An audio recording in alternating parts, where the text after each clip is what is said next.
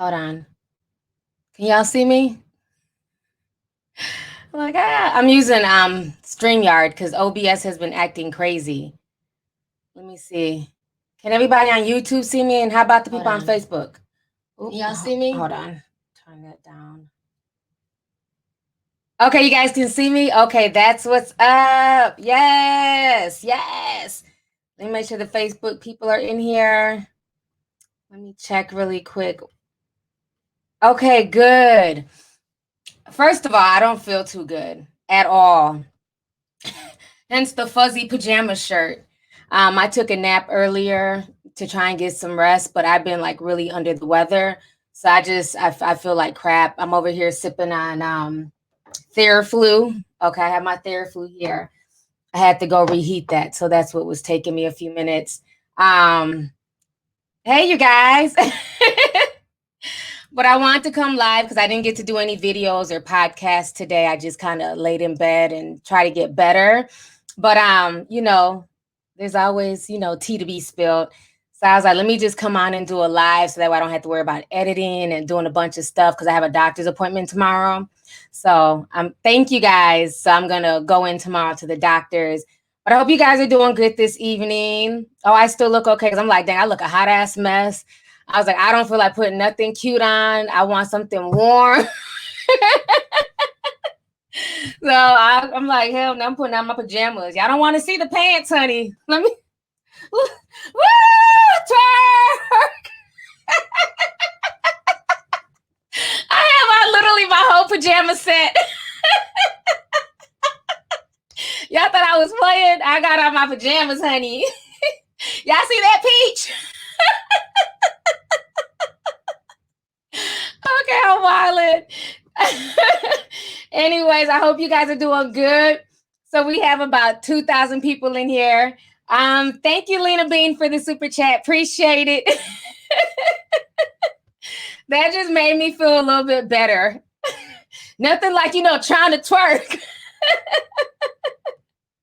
Oh my gosh. Mai Tai says you look gorgeous. Thank you so much, Mai Tai. I appreciate it.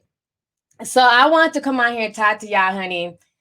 When I tell you, this has been like a really, what I want to say, okay, it's Thursday now. It's been a really draining week. It's been so much going on, not only with the coronavirus, keeping up with that. And to the people who keep coming to my YouTube videos complaining about any topic I do that's not coronavirus related, once again, go and do your own research. I literally post stuff on my Instagram page, which is not public. I post something every day, if not twice a day, about the coronavirus. I don't need to make a whole YouTube video about that. Okay, we've moved on to other topics, but we're still keeping an eye on, the new updates, concerning the corona. But it's been insane, like especially everything this week with Meg Thee Stallion. And what I really learned is one, how people can be easily manipulated via social media, how they don't even do their research. I mean, we've been seeing this, but to watch it play out in real time was insane. And to watch how many people came at me, and I was windmilling, I was holding my own. I don't need nobody to have my back. I'm gonna say what I gotta say. I mean, I was straight windmilling for like the first 2 hours on Instagram when I first posted, like, something ain't right with this whole Meg Thee Stallion story. I'm not buying it. There's more to the story. And it was so funny how I went from being attacked and, picked apart and cussed out to people finally able to see where I was coming from and to realize that it's not, it's not about anything being personal. I have no issues with Meg Thee Stallion. You know what I'm saying? I don't know that woman from a can of paint. But what I do know is business. What I do know is contracts. You know what I'm saying? And what I do know is that the music industry is shady.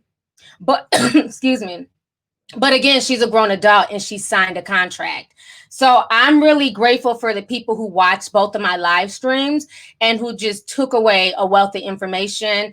I've gotten a lot of props for my stream. I know Star shouted me out earlier today. And, of course, nobody, the Breakfast Club will never shout me out or, anything like that. But a lot of people reached out to me, even like in DMs, and was just like, thank you for the video. I didn't realize that's how it worked, things like that.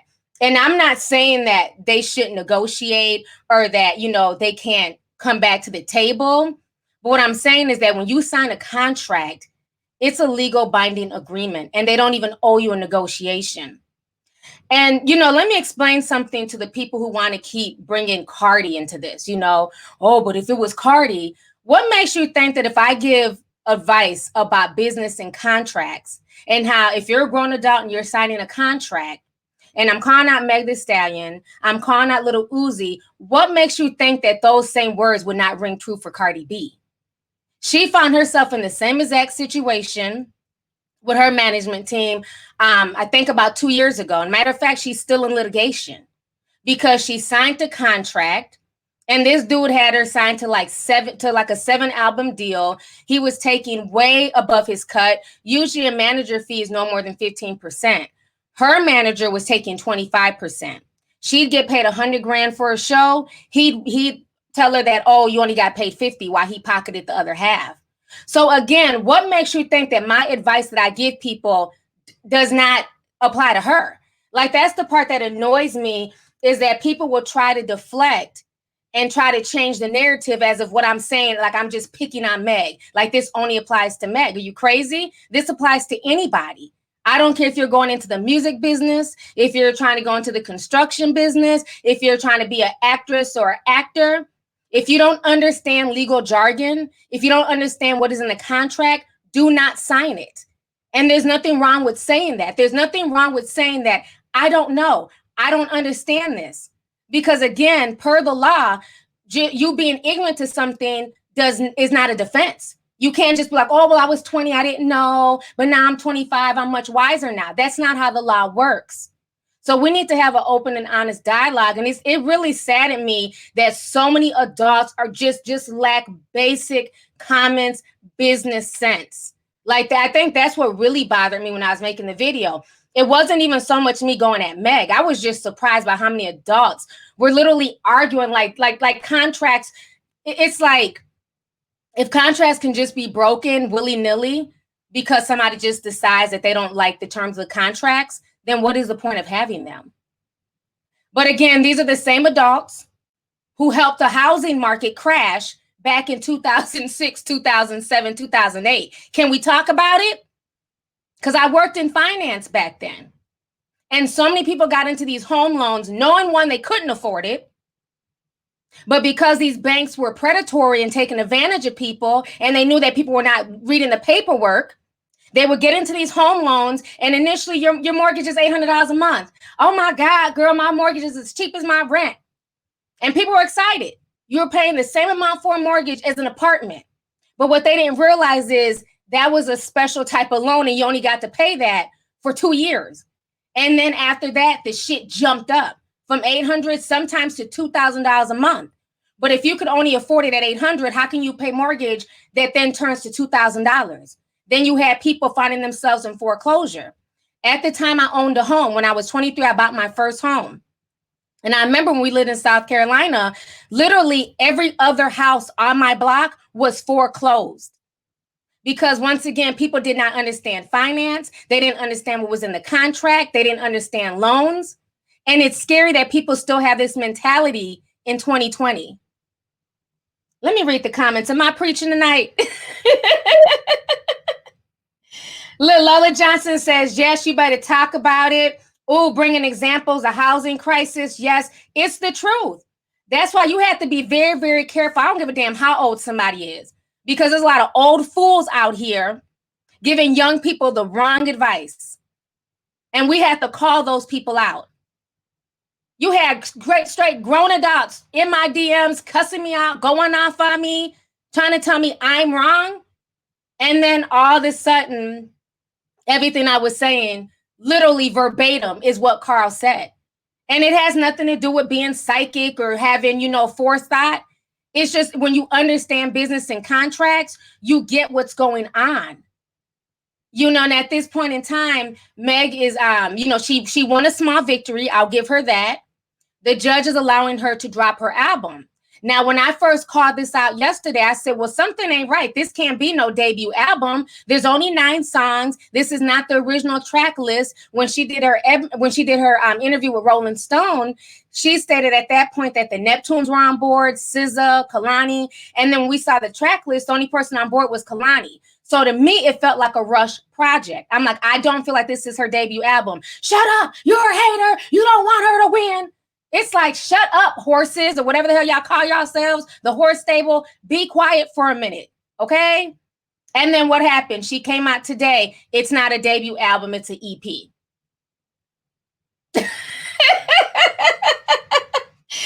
It's like, you can't make this shit up. You just can't.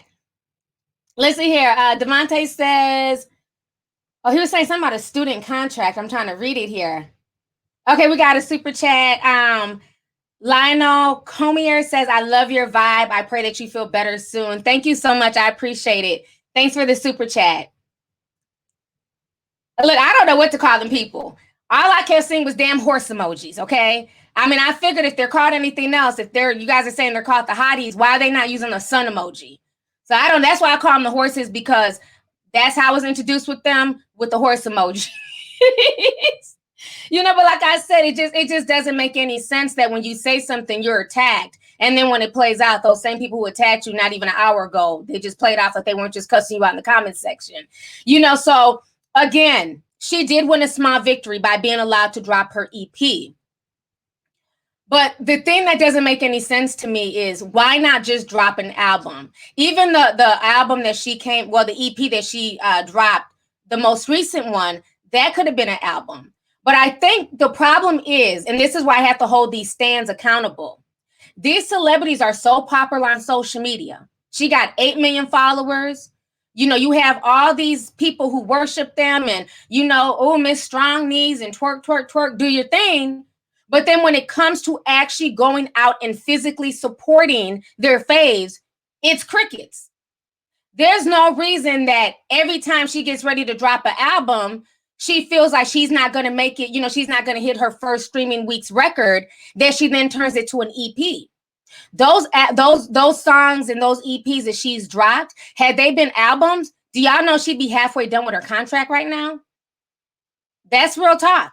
She'd literally be over halfway done with her contract had she made those initial EPs albums. But because people are so focused on the numbers and they don't want to look bad, because everybody wants to put up an image that they're bigger than what they are and that their fan base is this and that. So when those numbers come in and they don't look right on the billboard, it really makes people feel some type of way. So hence why she's changed those albums to EPs. And now Suga is not going to be a debut album. It's going to be an EP. And the thing is, she's still in a legal binding contract. So until something is done via the courts, she still owes those 4 albums no matter what.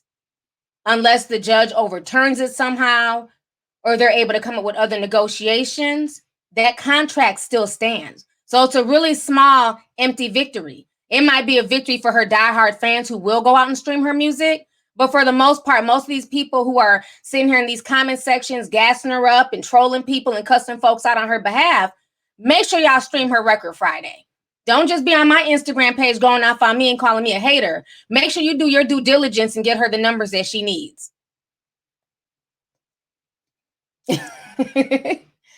Let's see here. That's what I'm saying. Should have dropped 2 songs or 4 more songs on the EP. Her and Nicki have the laziest fan base. They do more talking than supporting the music. I mean, it's the truth.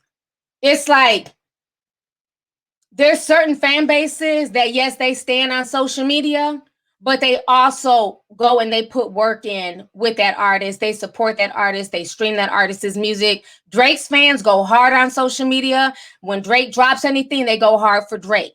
Travis Scott's fans go hard for him on social media. When he drops anything, they go hard for Travis. And that's the thing. These fans be so quick to cuss you out, call you a hater, drag you, go off on you. But it's like, sis, did you stream her music? Well, I'm Oh, okay. Shut the fuck up. Rapcat says this is publicity stunt for the album release. T, they was going off. They were worse than the Barbs. Did you see that, Brooke? I'm telling you, my Instagram comment was in shambles, honey. I was in the comments windmilling, throwing blows and everything else. They was coming for me heavy. But, you know, it's cool. I can withstand it. It is what it is. Because at the end of the day, I was proven right. Had nothing to do with hate. I just don't get moved by emotions. And I know when people try to pull narcissistic, you know what I'm saying, attacks on people. You know, when you try and get people with emotions and you try to get people behind you because you have a bigger fan base or a louder voice or whatever. You know what I mean? And I just saw through it. I'm like, this is a manipulation tactic. And unfortunately for her, she allowed Roc Nation to get in her head. And honestly, while people are like, well, Roc Nation has her back, you know, they got some of the top lawyers. Who do you think is paying for this? You know, that's what really worries me about her is that, you know, she's going into this really, really naive. Roc Nation is not doing anything free. They're covering the costs right now. But eventually, those lawyers and all that stuff, that's coming out of her budget. And the thing is, depending on how long this case goes for, she could literally be sitting in litigation for years until everything is resolved. And in that time, the money is still racking up. The lawyer fees are still racking up. They're still clocking you per hour. So when it's said and done, she may not even have anything to show for this whole blessing that she got, you know what I'm saying, blowing up and being a celebrity and dropping music, because she may have to pay so much in lawyer fees and bills. And that's the sad part. Nisha said, no lies told. Thanks for the definition. She will still need to cut a check. Yup, a hard head. Roc Nation kills careers. Let me read some super chats here. Minnie Mukbang says, please be my mom. Your advice and lessons are great. Oh, thank you. Thank you so much. I feel like I'm a surrogate mom to a lot of people on the internet. You know what I'm saying? Even other grown folks, you know, because again, just because you're at a certain age does not mean that you know everything, you know, and that's for me too. I learn stuff every single day from you all. You know what I mean? So business might be my strong point, contract, but then there's other stuff I don't know nothing about. Hell, y'all taught me about chinchillas. I thought they were damn wolves and shit until y'all made me Google what a chinchilla looked like. So, you know, you learn stuff every day from people, you know, and so if I can be a surrogate mom to you on the internet and give you good advice, then, you know, God bless you for allowing me, you know, to come into that space to teach you something. I appreciate that. Let's see here. Travis Timmons says, hey, T, fighting contracts in court could take years to come to an agreement. I hope you feel better. Thank you so much. Absolutely. And that's what her fans are not realizing, why folks are celebrating and twerking and, you know, you know, like being so happy. Like this is just the first step. Her dropping her EP. That's just the first step. She has a strong battle on her hands. She really does. And, you know, let me be honest with you. Thank you against all odds for the super chat. I appreciate it. Let me be honest with you. This happens so much to people. Like the industry is really, really dirty. And I learned a lot of this when I lived in LA. You know, I would meet people and they would literally play music for me. Songs that they worked on, songs that they created, okay? That they were performing in the club in LA. And somebody's producer, beat maker heard the song, you know, recorded on their phone and then took it back to the big artist. And I'm listening to the song like, hey, that's such and such song. No, this is our song. We wrote this. We produced this. They stole this from us. But because they're little guys, you know, AKA nobodies, nobody would ever believe them. They don't even have the money to try and fight these big artists in court. That's why I always tell people, whatever idea you have, whatever you're working on, I don't care if it's a movie script, TV show script, a song, you know, a clothing line, a business, trademark and copyright everything. Slogans included. Trademark and copyright everything. You know, I have so many shows that I never filmed and they never ended up coming to fruition, but I still got them copywritten through the Writers Guild. You know what I'm saying? You can do that through the Writers Guild as well for like show ideas, TV show ideas, things like that. You always want to protect your intellectual property and your thoughts because people are snakes out here. You know, I know somebody who literally spent years, you know, they're a beat maker and a producer. They spent years working with their relative, teaching them the whole gambit, you know, how to produce, how to make songs, how to just do everything. And so, you know, the person ended up basically taking everything they learned from their cousin. They had a chance meeting with a really big rapper. And then they became that rapper's beat maker and everything else. So much so that this person now has a Grammy. But guess who's cut out of the deal? Guess who? The person blew up and never reached back out to the person who taught him the game. Like, that's how shady people are. You know, and that's the unfortunate part. What Meg is doing is nothing that hasn't been done. That's why when I say I don't feel bad for these artists, I don't want to hear the whole song and dance. You know, I was young, I was 20, just like with Little Uzi. Diamond Cuts, the woman in Philly, excuse me, who discovered Uzi, put him on, taught him the game, you know, spent hours with him in the studio, covered the studio fees, everything that she put into that young boy. Then he moves down to Atlanta, and the big wigs get in his ear. She ain't heard from his ass since. You know, so people have no loyalty anymore, and that's the sad part. You know, it's okay to bring the people who were there with you when y'all was taking the bus, when y'all was, you know, trying to get it out the mud, when nobody knew your name. It's okay to bring them with you. That's why I respect 2 Chainz so much when he said that he was not going to allow Jay-Z to come in between what he had going with his original crew. He said, I'm not leaving my DJ. I'm not leaving my producers. These guys was with me when I was Titty Boy. Now, who remembers when 2 Chainz was Titty Boy? Shout out to all the AT aliens out there. Because I remember when 2 Chainz was Titty Boy, okay? He changed the name because Titty Boy wasn't working in the industry. So he's a very loyal person. I respect him for that. Like I showed in that video, imagine if Jay-Z had half the loyalty towards Dame Dash and the other guys who helped him build Rockefeller Records. Imagine if his loyalty was that strong as it was to Lear Cohen, where Rockefeller Records could have been. Let's see here.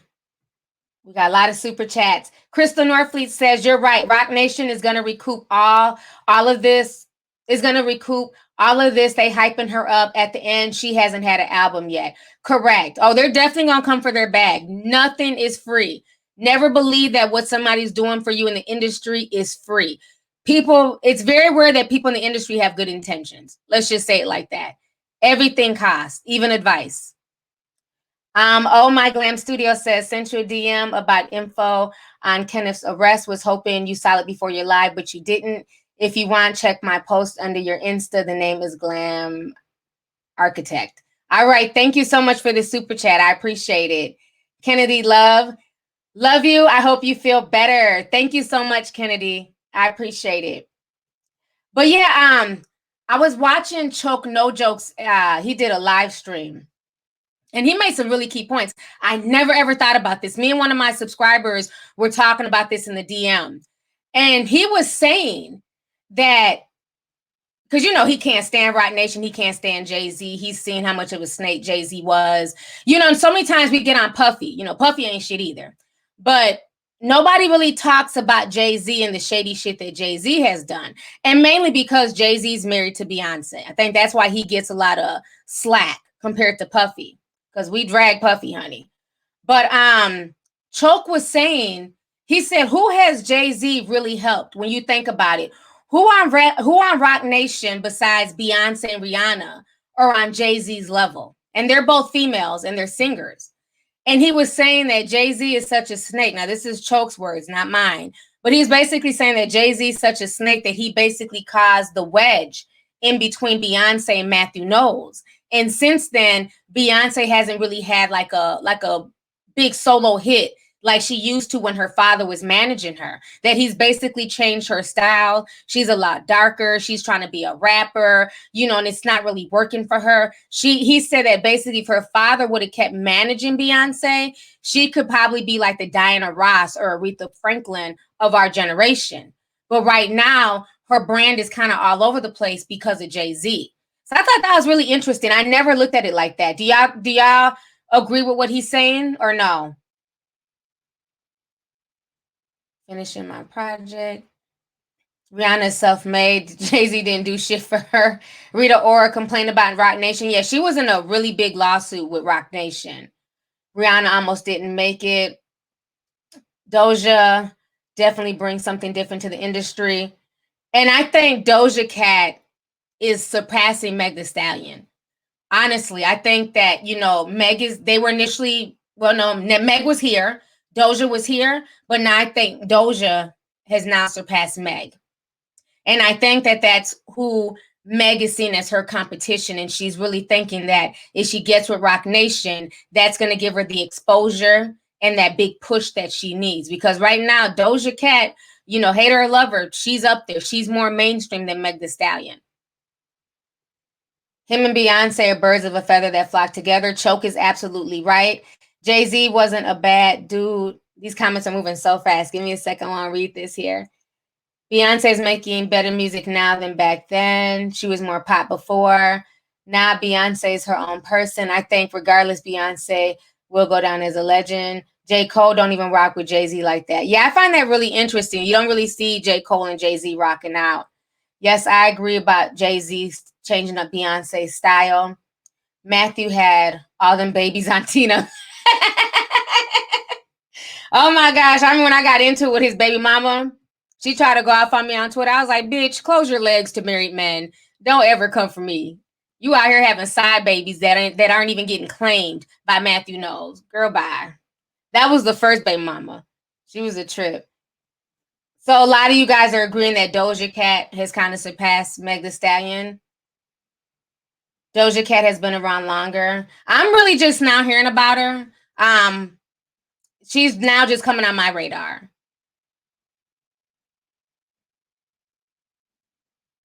Okay. What about Kanye? Now, he brought up a really good point that a lot of people don't talk about. Kanye, remember when Kanye was ranting and raving not too long ago, because he's always ranting and raving, but he's basically signed to Jay-Z and Roc Nation for life.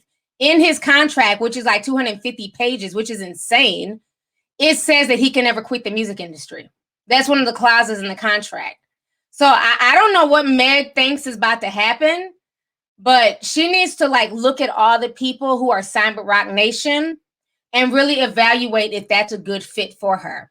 Because right now they're managing her, but like I told y'all, their intent is to eventually do everything. They want it in-house, production, everything. So that's their intent. So I hope she really understands what kind of deal she's getting with Roc Nation. Gabrielle Moore says, hey sis, I'm so proud of you. Check your IG from a message from Gabrielle Moore, the artist. All right. Thank you so much for the super chat. Appreciate it. Let's see here. Yeah, hopefully, you know, Rihanna will come out with some new music. It looks like Rihanna's so busy doing her Fenty thing and her modeling. She just doesn't care. So like I said, we have about 5,000 people in here. Make sure y'all hit the thumbs up button, please, okay? Hook it up. Hit up the thumbs up, because the more thumbs up we get on a live video, the more people know that I'm live and they can come in here and watch, so they don't be in the comment section crying and saying, I didn't even know there was a live stream. So y'all please hit the thumbs up when y'all get a chance. Now,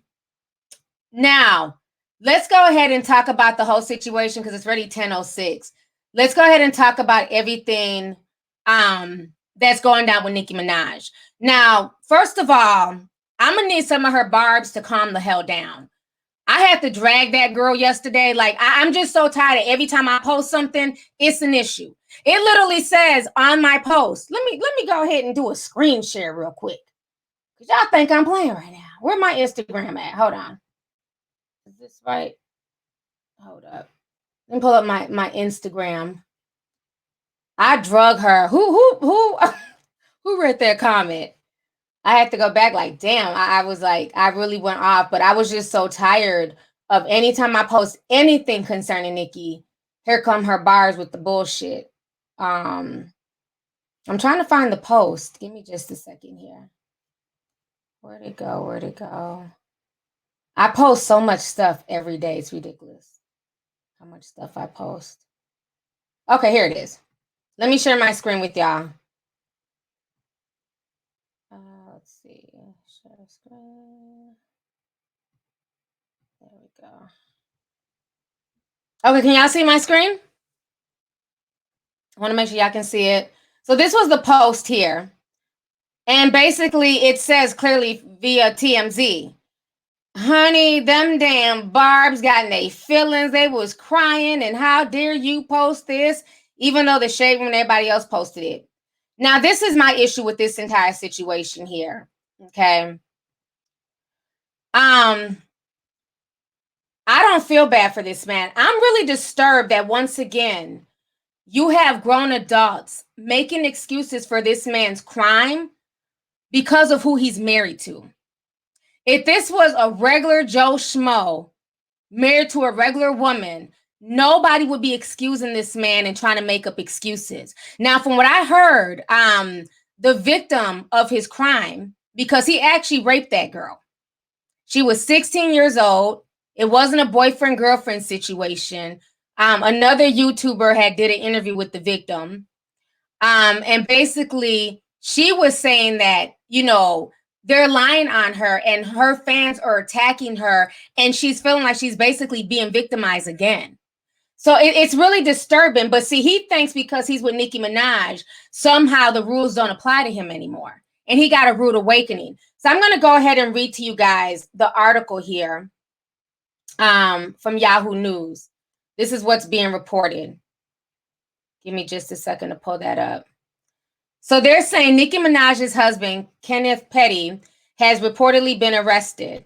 Petty turned himself into the U.S. Marshals Wednesday after being indicted for failing to register as a sex offender.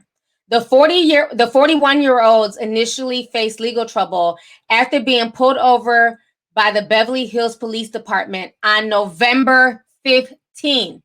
Keep that date in mind. When the department determined he was a registered sex offender in New York, but not in Cali, where he now resides.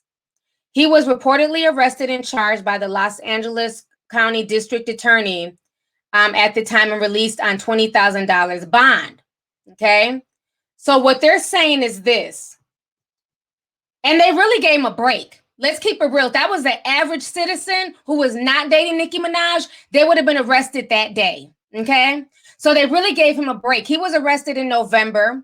They ran his name and found out he was a child molester. And they can just look at the timeline on her social media to see when they moved out to Cali. And so they told him, okay, you need to register. You haven't registered. You're in LA. We need to know your whereabouts. And what did Mr. Zoo Petty do? He chose not to register. He felt like because of who he's dating, he doesn't have to follow the rules. And what a lot of people don't understand, okay, this is what's really disturbing. What a lot of y'all don't understand is you cannot leave the state that you're in, that you're registered as a sex offender, one, without letting those people in your state know. And wherever you're planning on moving to, you need to register there within about a week or so. So the fact that he was caught in November, who knows when they actually moved out there? I don't know if it was September or August, but the fact that he was caught in November and told that you need to register and he still didn't do it, and now it's March, that is why the feds got involved. So to all y'all making all these bullshit excuses and saying, oh, he didn't rape anybody, they're just hating on the black man and all this goofy stuff, stop the foolishness. Do you really think the feds are going to waste their time to go and go after him? This is a federal situation. The man did it. The feds are not going to waste their time on a goose hunt if the shit's not real. He is a registered sex offender and one of the worst. They have him registered as a level 2 sex offender, meaning that he's at risk of offending again. So he's one of the worst predators out there. He's a level 2. I don't know what Nicki's thinking, but y'all can make all the excuses y'all want for her. It makes me no difference. That's not my man, so it is what it is. Let me read some of these super chats. Who's cussing me out?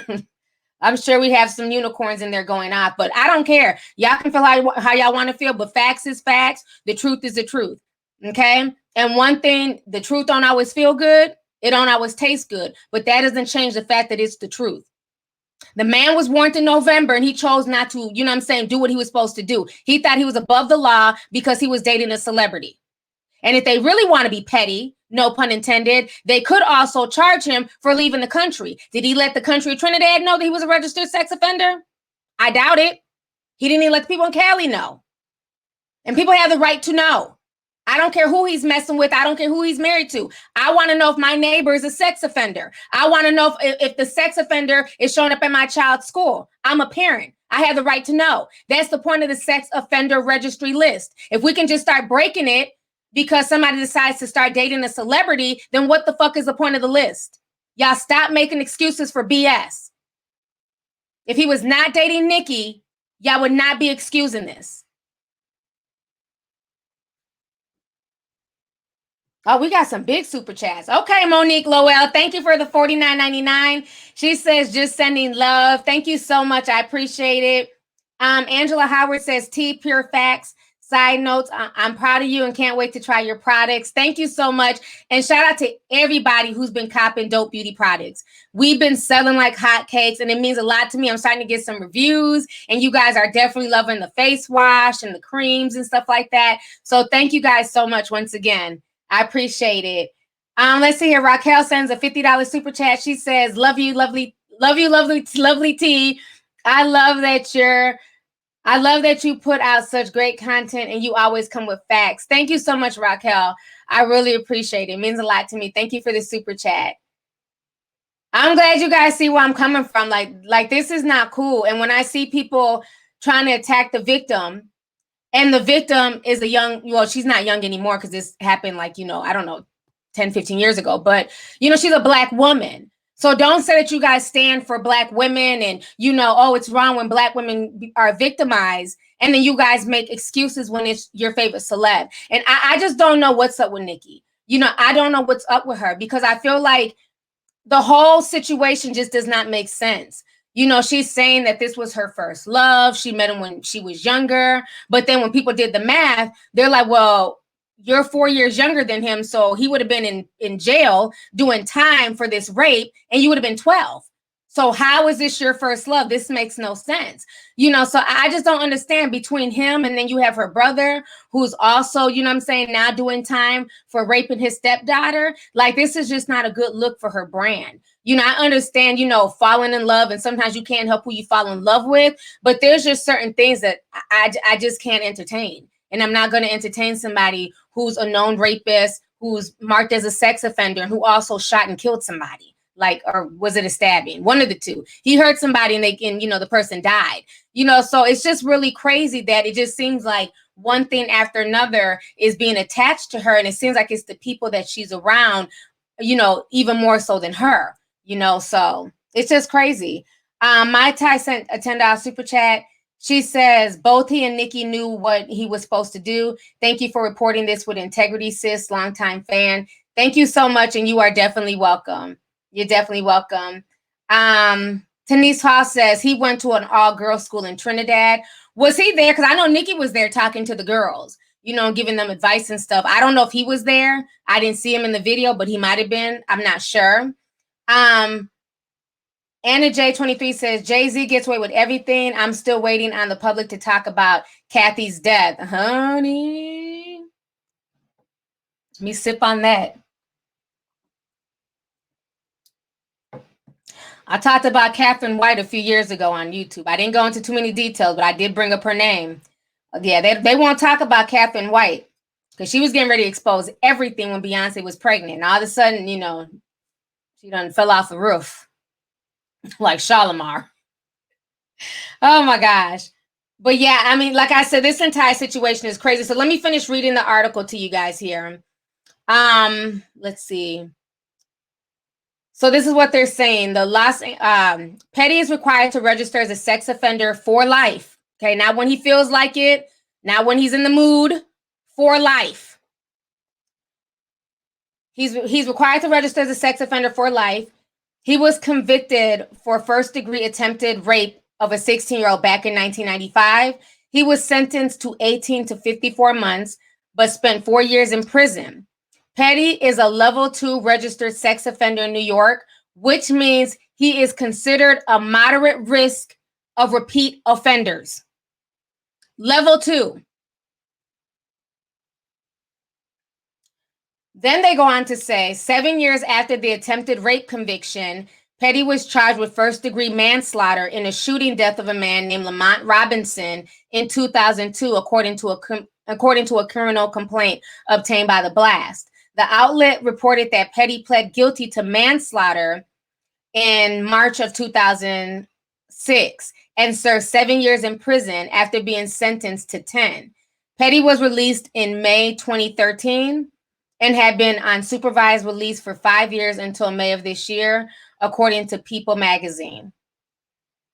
In 2018, a fan criticized Nicki Minaj for dating a sex offender, and the rapper defended her boyfriend by saying he was 15, she was 16 in a relationship, but go off, internet. Y'all can't run my life. Y'all can't even run your own life. Thank you, boo.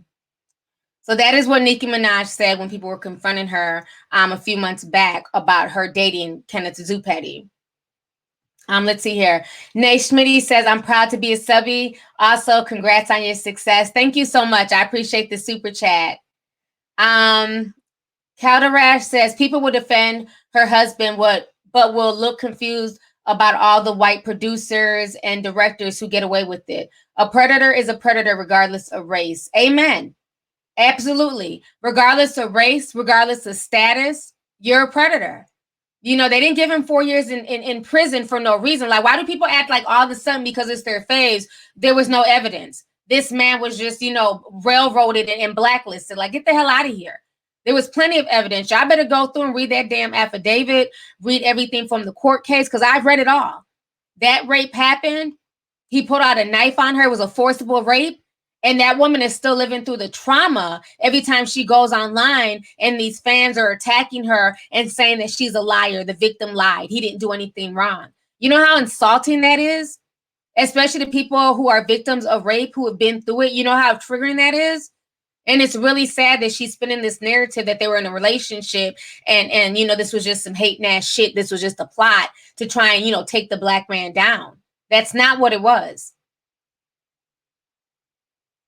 Let's see here. We got another super chat. Daphne C says, brother, and now this man, maybe Stockholm syndrome on her side. I'm just saying. Yeah, I mean, it's definitely something going on. I see a lot of you guys are shocked. Yes, level 2 sex offender. But they're trying to make it look like, you know, oh, it's not a big deal. He didn't do anything wrong. If he did nothing wrong, he wouldn't be labeled as a sex offender, for one. He wouldn't have did time in prison, and the feds would not be involved. And you know, once the feds get involved, what did I tell you guys a long time ago about the feds? When I was talking about the who's the brother that died? Oh my God, I'm so sick. I can't. Juice WRLD. When I was talking about Juice WRLD, how he got caught with what, 70 pounds or whatever of marijuana. And I was telling you, like, when you're moving through airspace, that's Fed territory. And the feds have what? A 99.9% conviction rate. So now that he's been caught by the feds, y'all keep thinking this shit's a joke. I don't think he's looking at 10 years for not registering. I don't believe he'll get 10 years, but he'll get anywhere from a year to 2. Now that the feds are involved, they can definitely go on ahead and press charges and just flat out give him time without even a whole trial, because he's guilty of not registering. That's proof right there. And that is illegal. If that was anybody else, when they were pulled over in November, they wouldn't have been given a warning. They'd have been taken straight to jail and sentenced for however long. You cannot leave one jurisdiction and go to another and not register as a sex offender. That is illegal. Again, why do we have an offender registry list if they can just do what the hell they want to do? Sunshine says, love you, you keep it real. Amen. Amen. I don't know if she's pregnant. She might be. Yes, nobody's above the law. So now, what was up with the Nick thing? I mean, it's not Nick. With the Meek Mill thing, I had seen the Shade Room were posting saying that Meek Mill had liked the post, and then people were like, oh, he's being messy. He needs to worry about his, you know, his baby mama and all this stuff. And then Meek Mill came back and said that he didn't like the post and he would never laugh about somebody getting arrested. What was up with that? Can somebody explain that to me? Was he just lying? Because you know Meek, he likes to, you know, like sneaky shit and then play crazy. He's always caught liking some shit, and then he tries to act like he's a G. I didn't like nothing. Them Barbs photoshopped it. It looked like he liked it to me, honey. What was the Kathy situation? You got to Google, honey. We're not talking about Kathy tonight. It's very disturbing. Let's see here.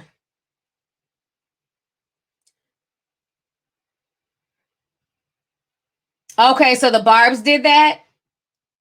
See, I wasn't sure. Okay, so some of y'all saying that Meek is lying.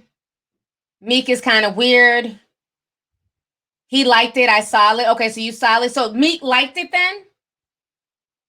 He's human. He's shady. Meekisha. Y'all stay roasting Meek. Meek is petty. So some people are saying that the Barbs photoshopped it. Other people are saying that Meek did like it. But I would think that he would have liked it because it was on the Shade Room's page. So that's why I assume that he actually liked it. Meekisha Meek.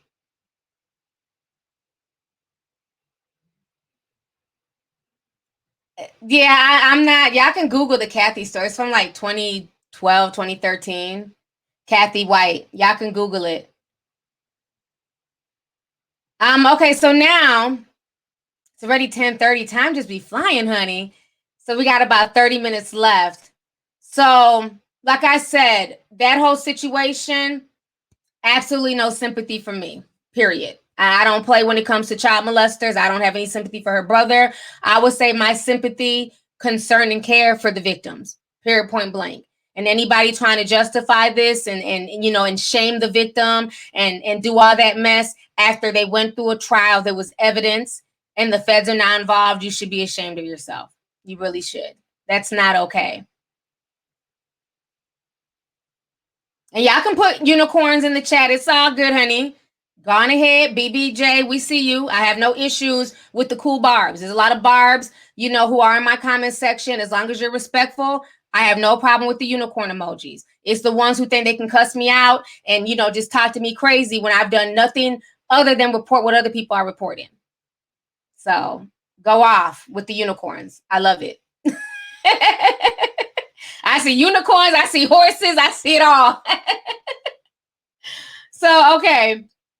So now, let's talk about Gabrielle Union. Honey, what did I tell y'all weeks ago? What did Tigro Damas tell y'all? I said Gabrielle Union and Dwayne Wade are on this hobo tour because there's an ulterior motive behind this. So 2 weeks ago, Dwayne Wade dropped a single with Rick Ross. He debuted his rap skills to the world and literally nobody cared. It was crickets. No one cared. I talked to other sports fans. Nobody cared. No one cared. And then as of 2 days ago, Gabrielle Union took to her Instagram page and basically let the world know this. Let me go ahead and show y'all this real quick. So that is her new book that she's dropping. It's called Welcome to the Party, which I find very ironic because we all know that was Pop Smoke's song. So I don't know if she named that before Pop Smoke or after Pop Smoke's death, but I don't know. I don't put nothing past these celebrities, honey. But anyway, she's coming out with a children's book. She's claiming she's always wanted to come out with a children's book. Again, like I said, the hobo tour, for them to use their son's, sexuality and what he's going through, to bring attention to books and rap songs, I'm over the way, honey. Siobhan, fight for your child. Fight for your child. That's all I'm gonna say. I'm so over them and their antics. Let's see here. Drea Hun says, Nicki reminds me of my roommate. Being with someone she knows isn't right for her just because she don't want to be alone and that biological clock is ticking. Yeah, unfortunately, there's a lot of women like that. There's a lot of women like that who feel like they don't want to be alone. They want to have somebody, in the bed with them at night, cuddling next to them. And they'll take any kind of man, even if it's a piece of a man, just to say that they have a man. So, it's definitely not nothing that's just Nicki. There's a lot of women who go through that. And it's really sad because, again, so many times as women, we settle. And it's like Nicki could have like the upper echelon of men. She could be with anybody. She's Nicki Minaj. She's freaking beautiful. Very, very beautiful girl. Rich, successful. And the fact that she's willing to, deal with a guy who's a felon, who has all this stuff on his record. Like, to me, this is just more of a headache than it's even worth, And I feel like so many times women, I don't care if you're successful, if you're trying to climb the ladder of success, so many times we settle and we shouldn't, because a lot of these guys are out here, they're not settling. They're looking for the cream of the damn crop. Miss Keiko says, can I smoke a blunt with you one day? Love you, girl. Thank you so much. I've never smoked weed before in my life, ever.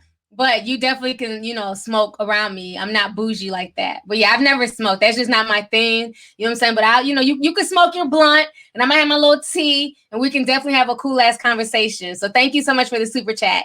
I appreciate it. Let's see here. Gabby with the sauce. I like that name, with the sauce. She says, "Hey T, I just wanted to say I love you, and my birthday is Friday the 13th. Can I please get a birthday shout out from you?" Yes. Happy birthday. Happy early birthday. And you know what's so crazy, Gabby? You're a Pisces, and you share the same birthday as my ex-husband. So that is so funny. That's ironic that you wrote that. But yes, happy early birthday to you. So let's see here. Zay Andre says, the only time I'm on yours and the Air Force. Amen. Mama T, love you. Thank you so much. I appreciate it. Carla Mendez, thank you for the super chat. So yeah, you have people out here, like I was saying, they want to have a piece of a man, unfortunately. But yeah, back to Gabrielle Union. To me, I just feel like they're just doing anything for attention at this point. And I can't take them seriously. I just can't, and I'm still waiting to hear from the mother. I hope eventually, Siobhan Funches, Siobhan Funches, hopefully she comes out and she finally tells her story. I really want to hear from her. So now let's go ahead and talk about, I want to show y'all this. We're going to talk about it right now just because it made me laugh. Let me try and pull up this. Nope, not that. Hold on. We were talking about this on Instagram. I couldn't believe this when I saw this. I was just like, this is insane. All right, let me show y'all this. Once again, the Prince of Pan Pizza is back. Y'all go ahead and check this mess out.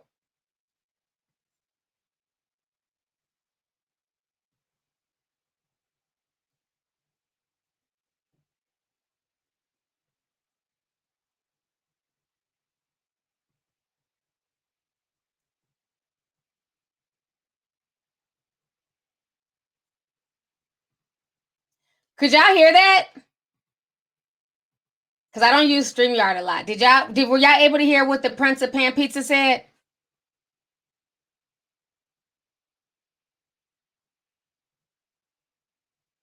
Did y'all hear it? No sound? Okay. I don't know how you do it then. Okay, y'all can't. Okay, let me try it again because I want y'all to hear this. This is so funny. Hold on. Let me try it again. I guess I got to turn up my volume. Hold on. Let's see here.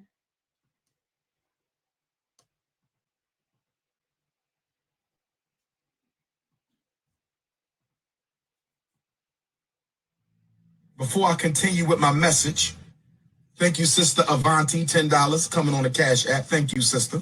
Next time, make it 20, but thank you for that 10. I know you barely had that. Thank you, sister.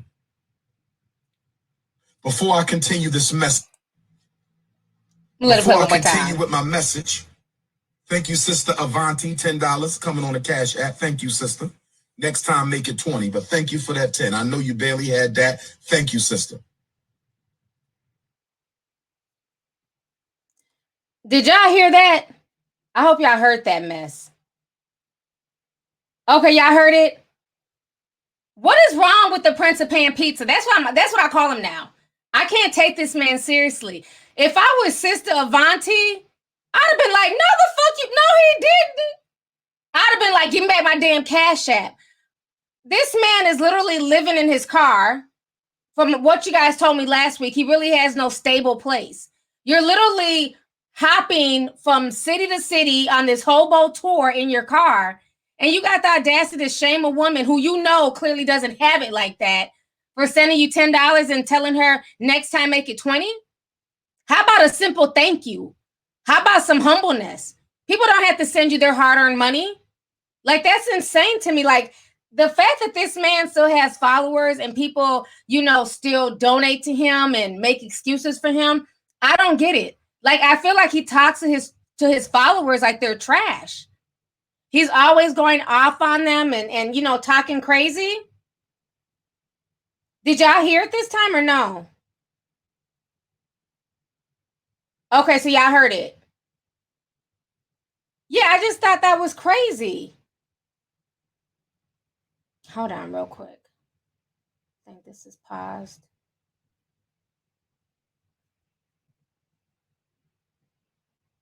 I'm like, I have like 5 screens up, so I'm like trying to toggle between all these screens.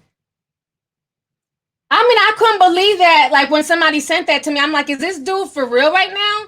He just shamed a woman who sent him some money and told her next time make it 20. But then if anybody asks about that school, oh, you a hater. You're bringing down our black king. How dare you go against Umar? How dare you talk about him? We was dinosaurs and shit. Like, miss me with the bullshit. Did y'all just hear what he said to that woman?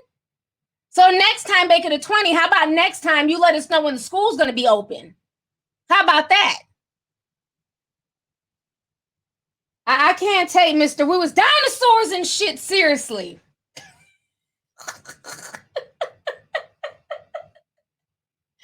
I cannot take him seriously. I swear. I'm just like, this is insane. Like, am I in the Twilight Zone? Like, the arrogance is just crazy. Poor sister Avanti, honey. He done put her all the way on blast, and she was just literally trying to be a good Samaritan and donate to him. And I think that's why he's really bothered, because he's not getting that money that he was getting a few years ago. So he better be grateful for the donations that he's still getting, because most people are onto him. Look, somebody said, I didn't know he was like that. Me Mugga says, T, I love your content. I be in the bushes all the time. Next time, no one send him a dime. Disrespectful as hell. Mr. Cash me one more time. Cash me outside. How about that? That's crazy. Undercover broke. He sees that 20 way before the school even sees the doorknob. Yeah, I couldn't believe that. Hotep Hogwarts. You know what? Hogwarts. Y'all are a mess. It's like, I mean, I don't get it. When I seen it, I was just like, no, this man didn't. I was like, he is so bold for that. He done went off on Sister Avanti and everything. Now let's talk about this. We're gonna post some stories from my Instagram real quick. I wanna we're gonna talk about this. Hold on real quick. I want to show y'all this because this was funny. Hold on real quick. Let me turn down this volume here.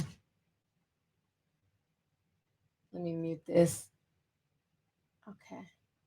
We're going to talk about Oprah busting her ass, okay? But it's so funny. Like, these edits are funny. Check this out. Or at peace at all times. Doesn't mean all things are equal or at peace at all times. Doesn't mean. Okay, hold up. Now let me show y'all the one with MJ. That shit had me cracking up. This is the one with Michael Jackson. Wellness to me means all things in balance.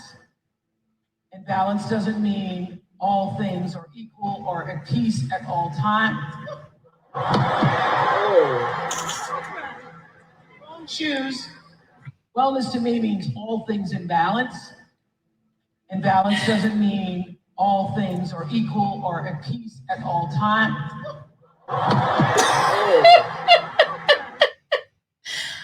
sorry, but that shit had me dying laughing. It's like when it first happened, I said, well, what the hell is going on here? Did she get pushed by the ancestors? Like, who just falls? And it was just so funny because she's talking about balance. Somebody didn't see the video? I see some people were shocked. Y'all didn't know that Oprah fell this weekend, honey? Y'all need to follow my damn Instagram page. And it was so funny because it's like, during the speech, she's talking about balance. You know, keeping balance at all times. What caused her to fall like that? Like, let's keep it real. Like, she wasn't even walking. She was literally just standing there. She took one step and just thud. Outside, that shit had me cracking up, okay? And then, okay, here's where I don't like when people act like certain people are beyond reproach. And I had to give some people the side eye because some people are like, oh, she's a 60-year-old woman. Y'all are wrong for laughing. Oh, that y'all owe her more respect than that. At the end of the day, when people fall, it's funny. Like, when did Oprah stop being human? Like, why can't we laugh when she falls? If that was my ass on stage busting my ass, y'all have turned it into a meme. Y'all have clowned me. You know how many times I done been out in public and, tripped over something and fell and everybody laughed? That's just life. Like, falls are funny as long as, like, she wasn't hurt and didn't break a hip. There's nothing wrong with damn laughing. I appreciate a good meme. I don't give a damn who's involved in it. But I fell out when I seen that. And then when they remixed and they added Kobe and Michael Jackson, I was too through. That Kobe one was funny as hell. My son sent me that one. That Kobe one was super funny. And then she was like, oh, those were my shoes. No, ma'am. That was something spiritual that pushed your ass. That had nothing to do with your damn shoes, okay? She was walking around in 6-inch stripper heels. There was no reason for her to fall that way. That thought was loud. Jariza. Hopefully I pronounced it right. Jariza, she joined the membership. Thank you so much. And then also we have, hey, it's Carly. She's also a new member. Thank you so much for joining the membership. I appreciate it. Nefertiti. Nefertiti. I said Nefertiti, girl. I'm sorry. Nefertiti. Frazier says, I love you, T. Been watching you for years. Beautiful, smart, and queen. Thank you so much, sis. I was thinking the name Nefertiria. That's what I was thinking it was. Keisha Cole's sister. And I mixed it up, so I apologize for that. But yeah, 60's old if you're like falling. You don't want to be, walking around falling in your 60s because then, your bones are more brittle. You can break a hip. But as long as she was able to get up and finish her speech, there's nothing wrong with laughing at Oprah. She ain't beyond reproach. She's a human damn being. That shit made me laugh hard as hell.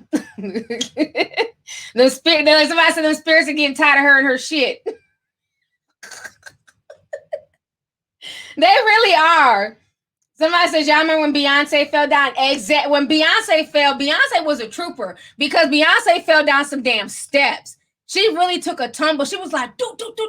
She fell from like the 5th step in high heels doing her performance. And guess what? That girl got up, she shook it off, and kept right on dancing. That's a true performer right there. Because had I fallen down some steps like that, I'd have still been laid out. I'd have been like, help! I'm falling, I can't get up. Shit. I'd have been trying to sue the entire venue. Oh my gosh. Okay, let's see. Is Corey Feldman dropping names? Corey Feldman's stay tuned to lovelyt.com because we've been keeping up with the whole Corey Feldman saga. He's supposed to be dropping his documentary. It's only going to be one day. He's selling tickets. I'm talking to some people behind the scenes to try and get me the footage. I'm not paying no damn ticket. But he's selling tickets to go see it. So I'm sure, and it's only going to be one time. He's going to air it one time. So I'm sure people will be recording it and everything else, and it'll be on the internet soon. But it's supposed to drop, I believe, March 10th. But I might be wrong. If Wendia is in the chat, she's one of my bloggers. Put in the chat the day that Corey is supposed to be dropping his documentary. Because I think it's the 10th, but I'm not all the way sure. But I know you've been blogging on it. So if you could post that in there for me. I broke my tailbone falling. Beyonce was very fortunate. Oh, I could only imagine that tailbone hurts when you fall on your butt. You hit your tailbone. That stuff hurts. Uncle Fester was one. Yeah, he's selling tickets, honey. You know Corey's about his check. He trying to get paid to drop these names. I think he needs the money because once he releases the names of all these folks who were passing him around like a cigar in Hollywood, he has to get the fuck up out of town. Like, let's keep it real. He's about it. I'm going to say this. If he ends up exposing who I think he's going to be exposing, he needs to get up out of Dodge. So that's probably why he needs the money. That's why he's selling tickets. That way he has enough money to leave the United States. Corey and Karen, thank you for bringing up Spielberg. I was going to talk about the daughter next. Corey Haim and Corey Feldman, they were nicknamed cigar boys because they were passed around like cigars amongst the many male pedophiles in the industry, them growing up. It was a lot of them. It wasn't just Corey Feldman and Corey Haim. There were also females that were passed around the industry. all those kids that were growing up in that era of like the Goonies, the Breakfast Club, a lot of them went through a lot of abuse in the industry. We talked about this a few months ago, the little girl from the Poltergeist. There was a blind item that was sent years ago to one of the blogs, and they're saying that it wasn't that she just had like a ruptured, what they say, like what ruptured her appendix or something. From what I've researched, that wasn't necessarily the case. That's just what they told the media. But it was basically something was rammed into her on set. She was being sexually assaulted, and something was rammed into her, and it perforated her internal organs and caused her to bleed out. So that's what happened to that poor little girl. I watched a really crazy documentary. Well, really a documentary, but I call everything documentary. If it's over 30 minutes long, it's a documentary. But it was a YouTube video, and it was called like it was about Steven Spielberg. And it was like the dark side of Steven Spielberg. And I've been hearing some tea that there might be some tea coming out about him soon. I don't know if that's tied to Corey Feldman. I'm not sure. But this documentary that somebody put together on YouTube was really good. And it was talking about how there was a scene in the Goonies. I didn't even realize how pedophilic it was until they pointed it out. If you remember that, because the Goonies is one of my favorite movies. Hey, you guys, right? With that dude, with the bald dude. If you remember that scene in the Goonies, I don't know why I'm holding my Rihanna Fenty lip gloss, but remember the scene in the Goonies when the mother's out of town, the boys are there, and they're like throwing something around, and they end up breaking the statue. And the statue, it's like a statue of David. He's holding the world in his hands, and he has a peen, right? And the statue falls, and what breaks off is the peen. And you have these little boys sitting around holding the peen, and they're trying to glue it on there. And then they end up, because it was facing downward, meaning it was soft. But when they glued it on there, they glued it upward, and it made the peen erect. And the person was like doing a whole breakdown on how that was very pedophilic and how they were planting imagery and you know, seeds in our heads, even back then when we were children. And when you're a kid, you don't realize it. Do y'all remember what I'm talking about? Or am I just crazy? Do y'all know what I'm talking about?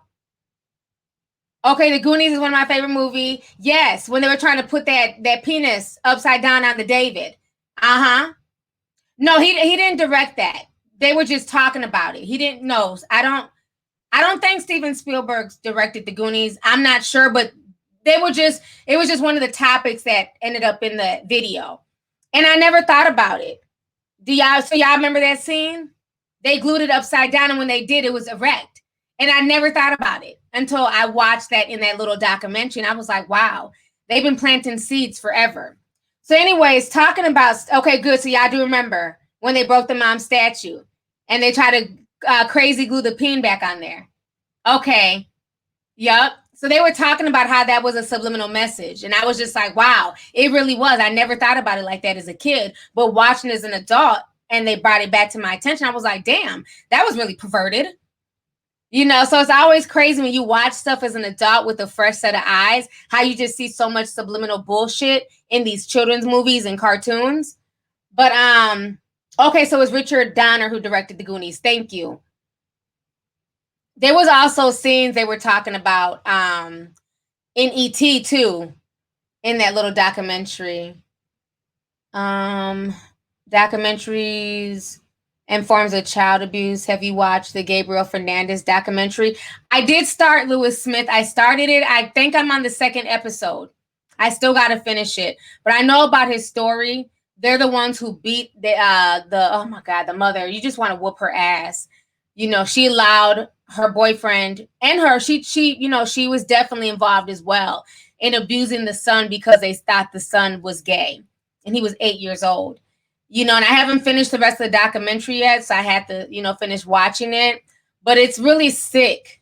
You know, it's really, really sick that, you know, as a woman, she didn't even have this child for like the first 6 years of his life. He was raised with his gay uncles and his grandmother. And I believe that the boyfriend had an issue with the fact that he was raised with the gay uncles. And that's why he kept trying to plant seeds and say, oh, the little boy's gay, and kept beating on him and everything else. You know, it's really sad. It's really sad. And when I seen those autopsy pictures, I'm like, for this child to be bruised that bad and go to school, and you had the teachers calling, CPS, and, many people called CPS. CPS came to this family's house many times. And for there to be nothing done, it just shows you how the system is so broken. They'll literally go after families where there's no real abuse. It's like stupid people on the internet trying to call CPS on like a YouTuber or something. But then when there's real abuse, crickets.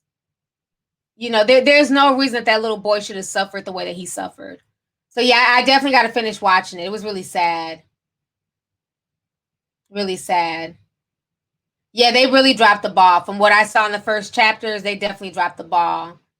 So I wanted to ask you guys about, I want to talk to you guys about this real quick before I leave. Where's she at? Trying to find her. You can't tell me this girl does not have issues. Damn.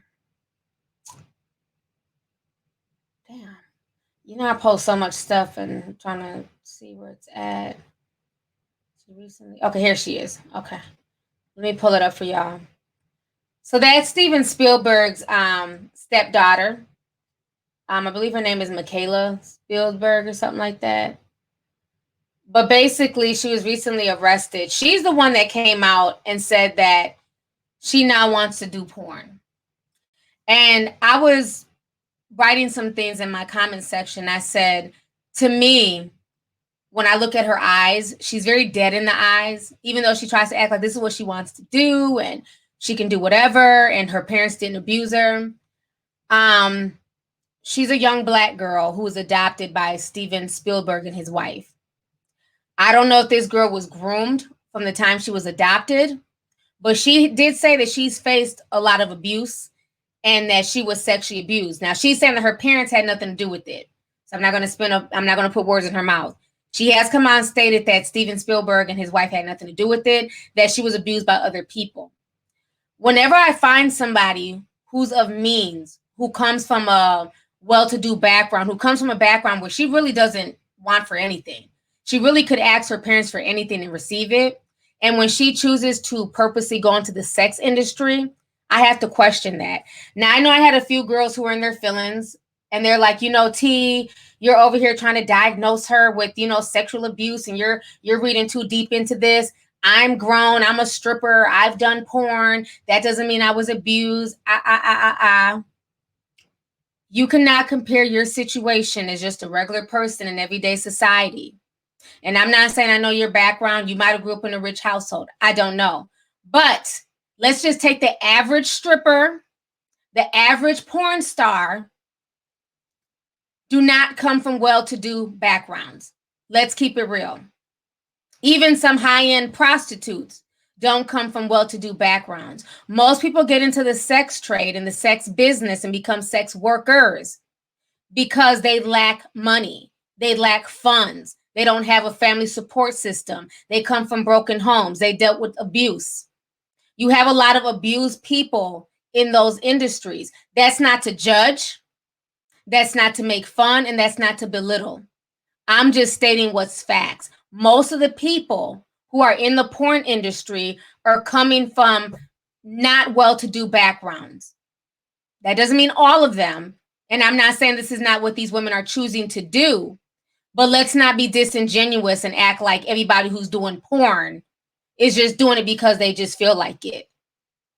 Having sex on camera with multiple people where you have to basically cut off those soul ties, cut off that emotion, and you have to just be robotic and look at it as just a job, that's not really normal. That's not how sex works. That's not human nature. And that's not to knock porn stars, because, we all watch porn. Hell, that's why they're where they're at. That's why porn has the most views out of any videos on social media, right? We're inundated with porn. You can go on Twitter right now. Somebody's posting, porn videos. But when I see people of Michaela's background who come from a family of that type of stature, when you could be anything. They could literally give her money to start a fucking weave business, get into the movie business, hell, even be in front of the camera, being an actress. Her daddy got that much clout, he could just write her into a movie script. And she's choosing to do porn. There's more to it than that, sis. I don't care what anybody says. Jules says you don't watch porn. That's good. For some reason, when I log onto my Twitter, I see porn at least once a day. I don't know who I'm following, but I'm constantly, I don't know who I follow on Twitter, but somebody's constantly posting porn on my feed. I'm like, okay, well, good morning to you too. So yeah, I'm inundated with porn on Twitter for some reason. It's very, very strange. But yet they'll ban me for speaking the truth. I just got out of Twitter jail last week. But when I log onto my Twitter account, there's porn. So somebody can post porn and they post it every damn day. But I speak the truth. I say anything, I'm banned for a week. The strangest shit. So yeah, I think there's more to the story. Now, recently she got hacked. I don't know if y'all know this because I've been kind of keeping up. I haven't done a video on her yet. I'm still taking notes. I'm still sipping slow. But she got hacked the other day. And all her porn pictures, some of her videos leaked. And she was like doing stuff with a dildo, had her boobs out. And when I looked at her, she just looks dead in the eyes. She just looks dead in the eyes.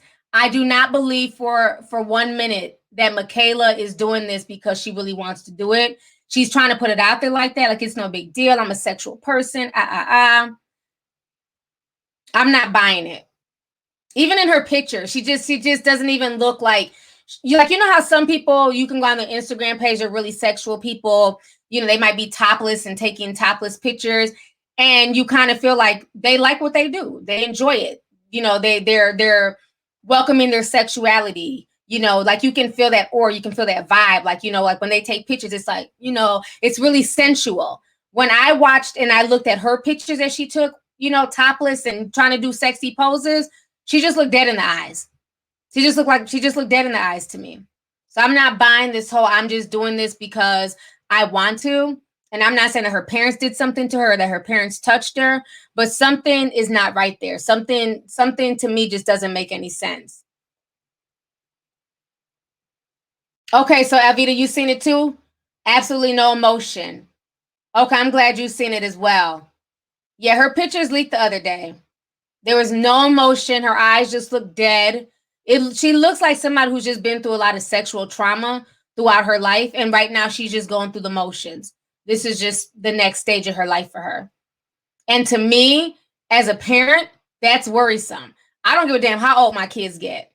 If I had a daughter and she decides at 23 that she wants to start doing porn and you weren't raised like that, what happened to you? What trauma are you experiencing? You know, she's grown, of course. She can do what she wants to do, but I feel like her situation is a lot deeper. Angelica, we're talking about Michaela Spielberg. She's Steven Spielberg's black daughter. They adopted. I didn't even know she existed, to be honest with you. I didn't know nothing about her until recently. So I found that really interesting. She looks old and wore out. She doesn't even look 23. She looks like she's literally like in her like late 30s, early 40s. She looks a lot older than 23, which is just sad. Somebody else brought up Montana Fishburne. Remember, Montana Fishburne thought she was that girl. Oh, I'm a sexual person. I got spots on my ass. They call me cheetah, twerk, twerk, twerk. I want to just have sex on, you know, camera. Where's Montana Fishburne now in 2020? It did nothing for her. All she did was embarrass her father. And think about it. Why is it always like these Hollywood people who have money, who have the means, that their kids, you never see their kids wanting to necessarily be doctors and lawyers and better society. And these are kids who have opportunities to do anything. Their parents have all types of, you know, connections, money. But you notice a lot of these Hollywood people, these bigwigs, their kids aren't doctors. Their kids aren't lawyers. Their kids aren't scientists. They're not teachers. Look at Tom Hanks' son, Chet Hanks. He was a drug addict for a while. He's running around here thinking, he's half Jamaican, speaking in patois. Like, why are their children never like on their shit? It's like it's the regular folks who are out here raising the doctors, the lawyers, the nurses, the teachers, the blue collar workers, the white collar workers. But the kids who have all the means and opportunities, it's like they don't know what to do with their lives. They're doing porn, they're stripping, they're, just running around, not contributing anything to society. That Hollywood system is sick. Let's see here. We have a super chat. Cataract says, I believe people groom their kids. Courtney Stoughton was 16 when she married her 51-year-old husband. They divorced last year. They were on couples therapy and revealed her mom introduced them. Wow. I didn't know that they got a divorce. That was such a creepy relationship. I didn't understand that at all. And the way her mom kept trying to say, well, that's what my daughter wants. I'm giving her consent. It doesn't matter. She has her parents' permission. A lot of these parents, they do groom their kids. And that's why I said, when it's a man with means and money, a lot of parents will look the other way. Look at the whole R. Kelly situation. Those parents pimp those girls out to R. Kelly. Because for them, if that means that their daughter can be in a better situation financially and it can trickle back to the family, that was their end goal. Because there's no way in hell a normal parent who's a good parent would allow their 16, 17-year-old daughter to just go off with R. Kelly when you know his history. So I'm not surprised at all that Courtney Snowden's mother did the same thing to her. I think that entire situation, it never made sense to me at all.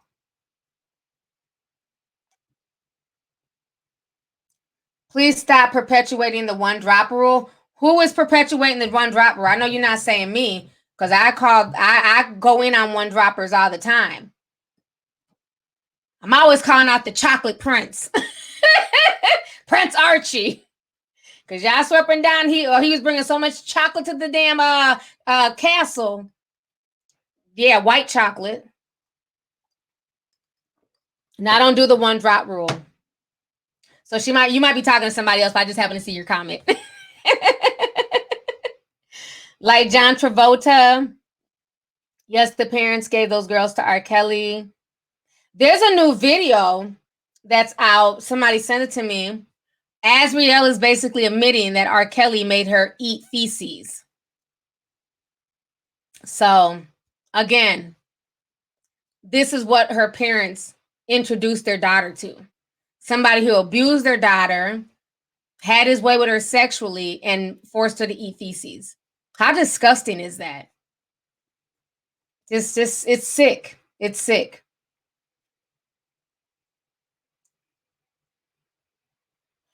Do you know who Tiana Trump is? She's a porn star who was practically groomed as a teen and had lots of sex as a teenager. She suffered trauma. I think I know who she is. There's a few of them like that. Who is the other one? Jenna Jameson. She looks horrible. Not trying to be mean, but she looks so wore down now. I remember she was like the queen of porn, and Jenna Jameson. She was really pretty. But hell, she been fucking, I think when she got into the porn industry, when she got into stripping, I remember she started with a fake ID.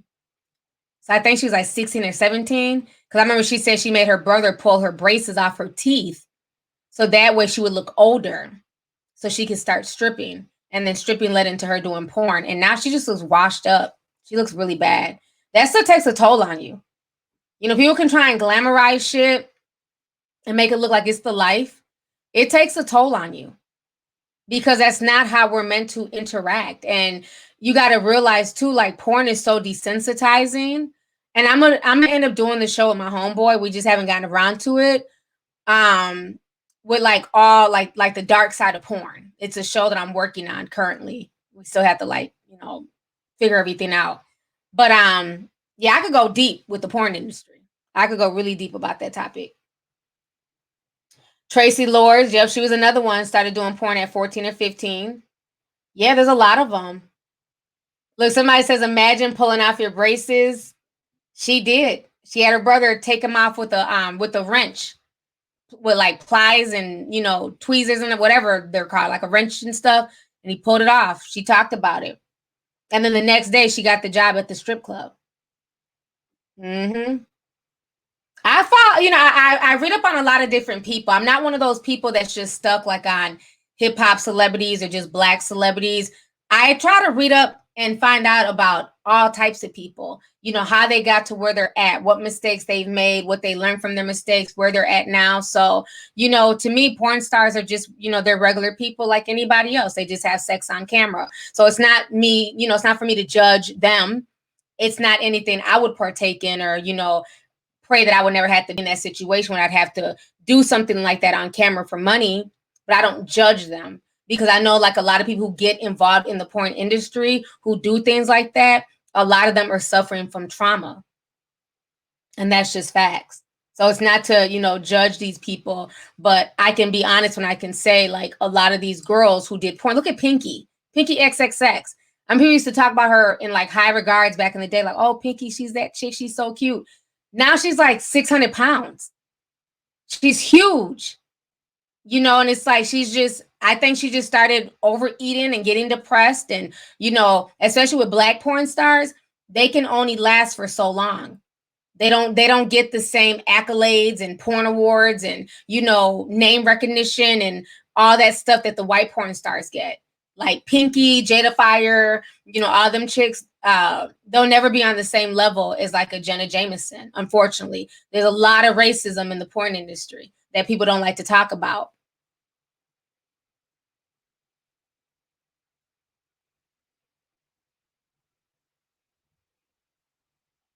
Yes, T, their self-esteem is in the toilet. How old was she when she was adopted? Do her bio parents, could they have done something? I don't know. I want to say they adopted her when she was really young. I want to say that's when she was adopted.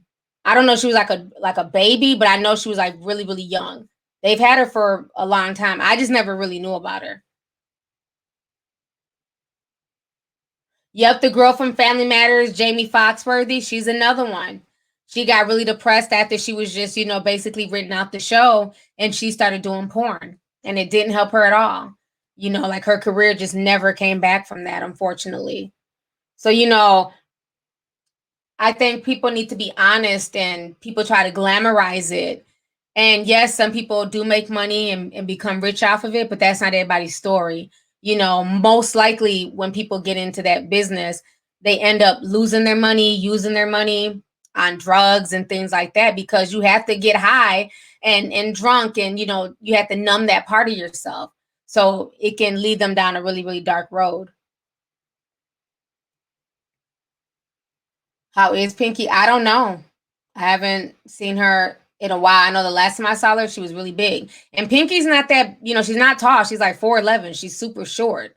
So any little weight gain she gains, she just looks huge. So I don't know. She just seemed like she was going through it.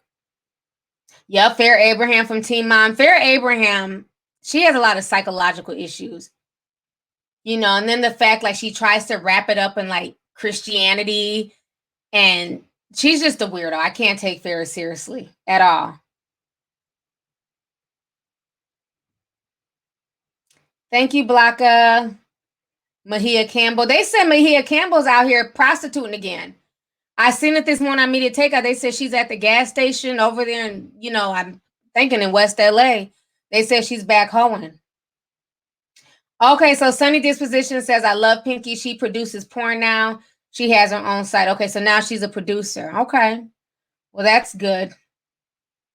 Yeah, Mahia Campbell is not doing well again. Sad. Brooke Shield played a prostitute at 8 or 9. Very disturbing. I've never seen that movie. I've always heard about it. I've never watched it.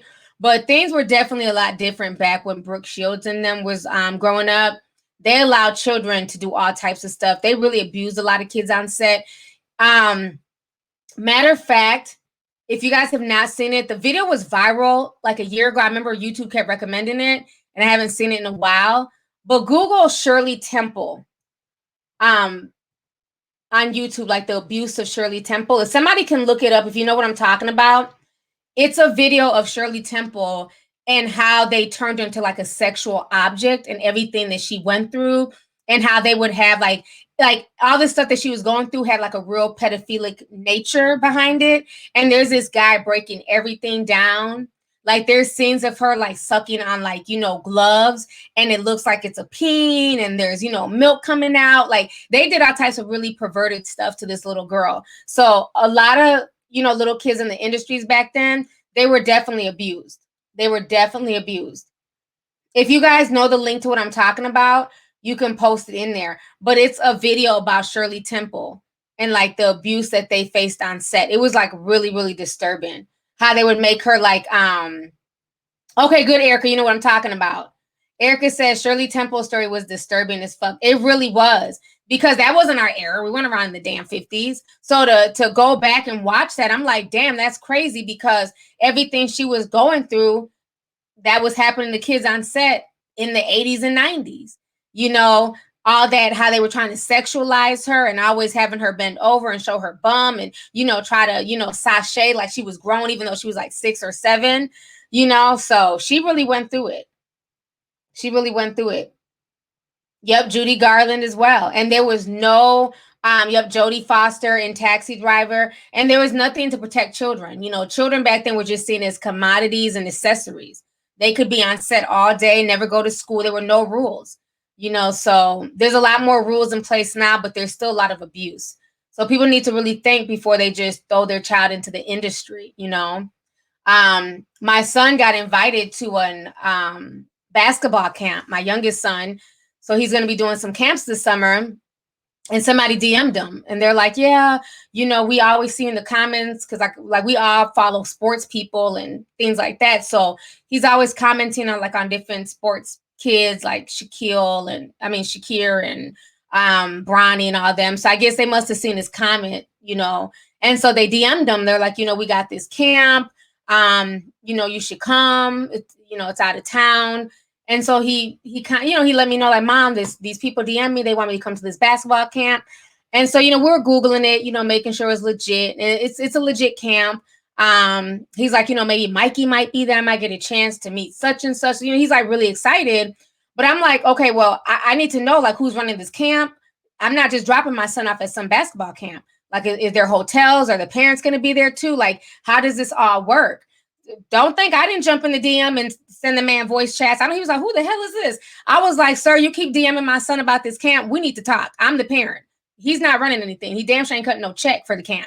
So I need you to explain to me how this camp works, because I'm not dropping my son up at a camp in a whole nother state and just saying adios.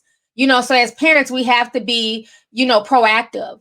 You know what I'm saying? We need to know like who's DMing our children and what are they talking about, you know. And I think he appreciated it. We ended up having about a 30-minute conversation back and forth in the DMs. So he ended up sending me his phone number and stuff when we talked. So I probably will end up taking him down to the camp. But, you know, you just have to be really careful, you know, because kids nowadays, they have so much access to so much stuff, and you never know who's contacting your children, who's seeing them leave comments online and things like that, and saying, oh, you know, you're pretty, you should model, you should come to Hollywood, you know. So just be very aware that people are always trying to reach out to children, and you need to make sure they don't have any nefarious, you know, things for your kids, especially when it comes to Hollywood. Mac Miles says, good mother right there, salute. And Nell says, that's right, mom mode. Thank you. Great parenting. Yeah. Like when he was telling me, I'm like, yo, you know, that's awesome, because we're really, you know, trying to, you know, get his skills where they need to be. And it's a lot, you know, the training, the camps, all that stuff. So like I said, when somebody slide into his DMs based off of him leaving a comment, I need to make sure, you know, what are y'all sliding into these DMs for? And you guys are invited him to his camp, and you need to sign up now. There's only 100 slots left. We're going to pump the brakes right there. You need to be talking to me. He's the kid. He's not going to be the one driving himself out of state. He's not going to be the one checking himself into hotel rooms. I need the information, you know. And so many times, like, people try to go over the parents as if we don't count, and they just want to talk to the kids. And no, you're still a kid in my household, so I'm the parent. So yeah. You just got to be vigilant. Yeah, they will slide up in your kids' DMs. But like I said, you know, he's into all that sports stuff. So because he's commenting on, you know, sports pages, and, you know, he follows all the sports people, and, you know, there's like a whole underground subculture for like these basketball kids. So he follows all of those pages and he comments and, you know, all that stuff. So a lot of these recruiters, they see these comments and they see these kids and, you know, they hit them up. So that's why you just have to make sure. And it could be sports, it could be modeling, it could be acting, dancing. You just never know. So whatever your kids are involved in, just always make sure that you're following up and checking their DMs and seeing who's contacting them. Let's see here. Ray just sent $10. Ray just says, I remember watching a video. Shirley Temple was supposed to be Dorothy, but she laughed in the producer's face and he pulled his peen out in front of her to get the part. Wow. Ooh, that's so disturbing. I didn't know that. Yeah, she definitely went through some abuse on that set. When I watched that documentary, that was just so disturbing because it's like I couldn't even believe what I was watching. And the thing that was so crazy is that even people back then in the 50s were calling out the sexualization of Shirley Temple. So you had people who were like, this is not okay. This is pedophilic. This is setting a bad example for the youth. So there were even, you know, groups back then calling her out. But of course, it wasn't her fault. It was the people around her, the producers and the directors and things like that. So even back then, people were woke. But, you know, a lot of times you don't think that. But there were people calling that shit out way back in the 50s. Let's see here. Someone mentioned her earlier, T. Have you seen the weird video from Ariana Grande with the cucumber? She was tossing water on herself, all this mess. The director of Victorious was a sick bastard. I didn't see that. Yeah, there's a lot of mess happening on that Nickelodeon set with like Dan Schneider and all them. And we've talked about them a few times on Livestream. So there's a lot of mess. So I mean, I just hope you guys understand that when it comes to abuse and it comes to especially the abuse of children, I don't find anything funny with it. So when I talk about Kenneth, I'm not coming from a biased place. I'm not coming from because, you know, y'all swerping that I have some issue with Nicki or the Barbs. No, I don't play when it comes to abuse. I don't play when it comes to children. So to me, if you're convicted and you're an abuser, I don't have anything for you at all because it's no joke. It really can change the trajectory of a child's life once they've been abused. You know, they go through a lot. They take that in psychologically, emotionally, and a lot of them end up going down a downward spiral because they blame themselves. So you guys, I've been on here. I'm going to check out the Ariana Grande video. Thanks for bringing it to my attention. I got to see that. Yeah, Dan Schneider is like, when will he ever be arrested? Like, he's such a weirdo. Him and his foot fetish. He's a hot mess. Thank you. For all those who know who I'm talking about. Hot mess, nasty old freak. He harassed the hell out those kids on that Nickelodeon set. And I believe he had a lot to do with Amanda Bynes going crazy. I really do. I'm no fan of Dan Schneider at all. If y'all don't know who he is, y'all need to go Google. He's another pervert. I'm surprised anybody Me Too'd his ass yet. Oh, speaking of Leonardo DiCaprio, I seen was that Dan Schneider in that video with Leonardo DiCaprio to the person who just wrote that? And did you see how he was like rubbing on him when he was playing, was he on Growing Pains? And the way he was talking, like, oh yeah, like we're best friends. Like he was just weird. There's like an old interview that's on YouTube with like Leonardo DiCaprio, and I believe it's Dan Schneider. Am I wrong? Or is that some other producer? And it's just like really weird. It's like such a creepy video. It's so cringy. All those dudes are just weird. Let's see, you got another super chat. CJ Kennedy says you're talking about Baby Burlesque. A man was moaning in one episode where the kids were sucking on the udders and one was doing a striptease. Yes, that is a documentary, Baby Burlesque, featuring Shirley Temple. Thank you so much, Kennedy, for posting that. That's what I'm talking about. If you guys have not seen that video, watch it tonight. It is so creepy. And there's like a lot of like outtakes and like the stuff that they have these babies doing, it's nothing but straight pedophilia. That's all it is. Some adult literally wrote this script, and you know, kids, you tell them to do something, they're gonna do it because they're little. These are like 3 and 4 year olds. And for adults to sit by and film and watch this is just sickening. That udder part was just so gross because it's like when the camera turned off and they had things going through that hole, was it really an udder? Those are some of the things that make you just like think, like how much sexual abuse was really going on in those sets.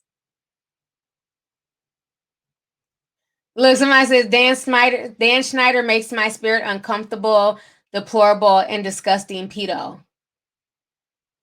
Yeah, that show iCarly has some really disturbing scenes. What happened with Ariana Grande? The dude from Seventh Heaven. Yes, that was Stephen Collins. He's another pervert. But you notice they don't drag him through the media like they do Bill Cosby and the rest of them. Yeah, the video with Leonardo DiCaprio. Do y'all know what I'm talking about? I believe it was Dan Schneider in that video, but I might be wrong. It might have been another producer or director. But I believe it was Dan Schneider.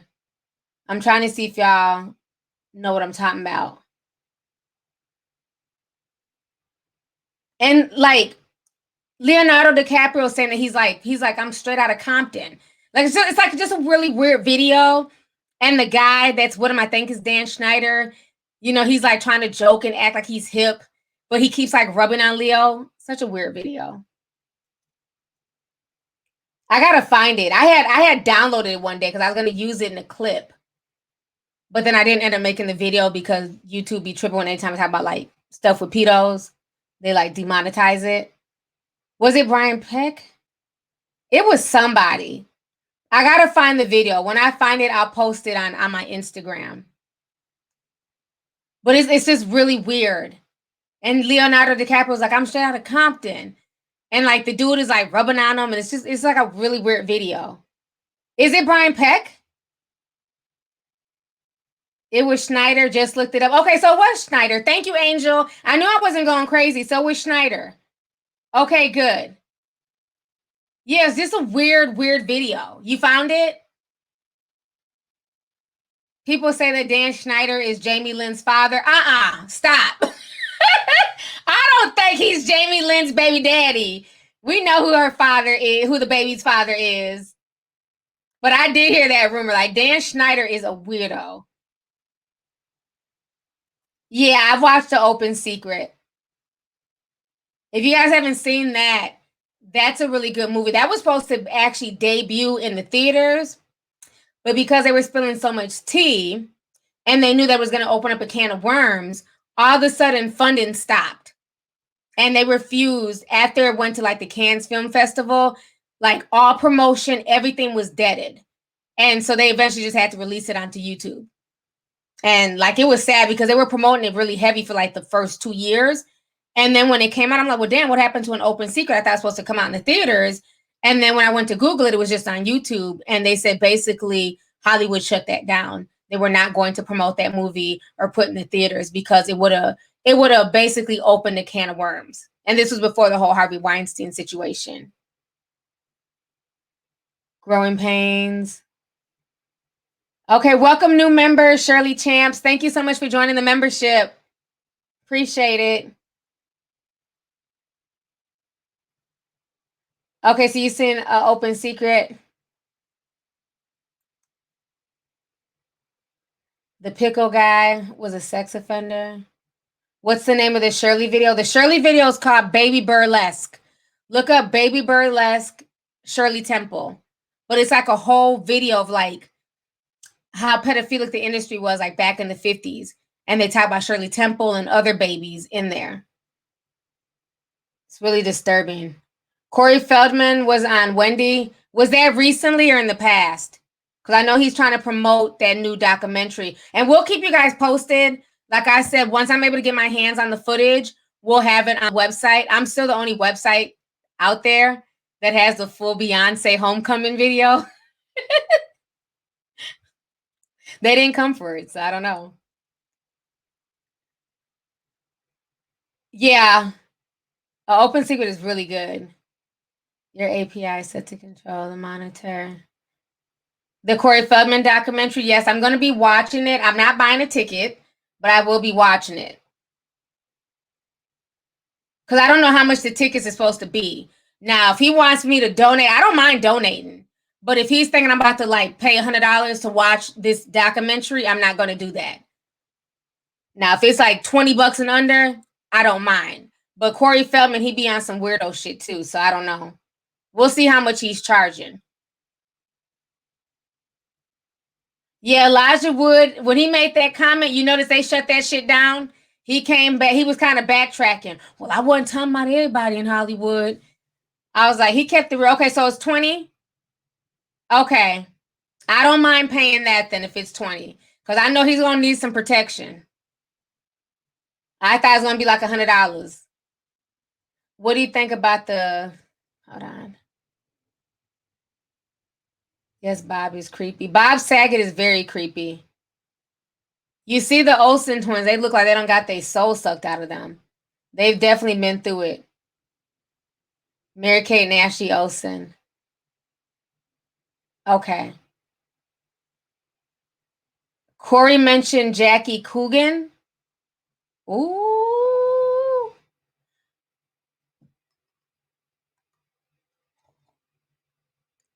I'm so ready for this documentary to drop. I'm ready for him to just, spill the beans on Charlie Sheen. I really want to know if he's going to have the balls to call out Charlie Sheen. I've been waiting for him to call out Charlie Sheen for years. Allegedly. Yeah, y'all better Google good old Charlie Sheen. He wasn't screaming tiger blood for no reason. Yeah, I'm definitely gonna watch it. If he's only charging 20, I'll give him the 20 bucks. I'm definitely gonna watch it. And I just hope he don't play my emotions. Because I remember one time he had he replied back to like one of my tweets a long time ago. I believe, was it him? It was somebody. I want to say it was Corey Feldman, but I might be wrong. But I remember I was talking about him and his situation, and they had replied back to my tweet. So I'm gonna watch it. I'm definitely gonna watch it. I just hope that he honestly, calls out real names, and this is not like an attention money grabbing thing, because he's done this before where he's like, oh, I can't say the names, I'm too scared, and this and that, and then he'll be like, oh, I'm gonna say the names, and then he doesn't. So hopefully he does. Yeah, Charlie Sheen is sick. They were all scared of Charlie Sheen. Man, y'all got to do some research. The rabbit hole goes deep with a lot of these people. Corey F. has 24-hour security for him, his kids, and his wife, and his ex-wives. Love your channel. Thank you so much for the super chat. That's sad. Did he just get the 24-hour security, or has he been had that? That's really scary. Sean says, did you see the CNN article about the standard of beauty from the Egyptians, and they are using white statues and pictures of white men and women, mummies? I haven't seen it. Anything to whitewash the Egyptians, because the original Egyptians were really, really dark skinned people. So I don't understand like how they go from that to, European features. That's strange. Brian M says, I don't know if you heard, but the K-pop industry is worse than the music industry in the US. They make K-pop idols prostitute. Love your channel, by the way. Thank you. I don't know anything about K-pop. I just don't. I know their fans annoy a lot of people on social media. They troll a lot. But I know they get worked a lot where they sometimes they'll pass out. I remember a K-pop person died a few years ago. I've just never gotten into it. I just feel like I'm too old to be, I don't know, checking for K-pop. But I know some of my friends' kids, their daughters and stuff, they listen to K-pop. Everything's in Korean, I believe. They don't speak any English. So I've never really looked into it, but I wouldn't be surprised. I wouldn't be surprised at all. A lot of times those celebrities, they'll use them. Who's the white lady from the Pussycat Dolls? What is her name? The one that came out about 2 years ago and said that the Pussycat Dolls were basically a prostitution ring. They were pimped out by their management. So I'm not surprised at all if that's happening to the K-pop people. T, did you see Call for an Uprising's recent vid on Corey Feldman? No, and thank you for the super chat. I'm going to check it out. I haven't watched him today. I watched him the other day, but I'll try and watch him today.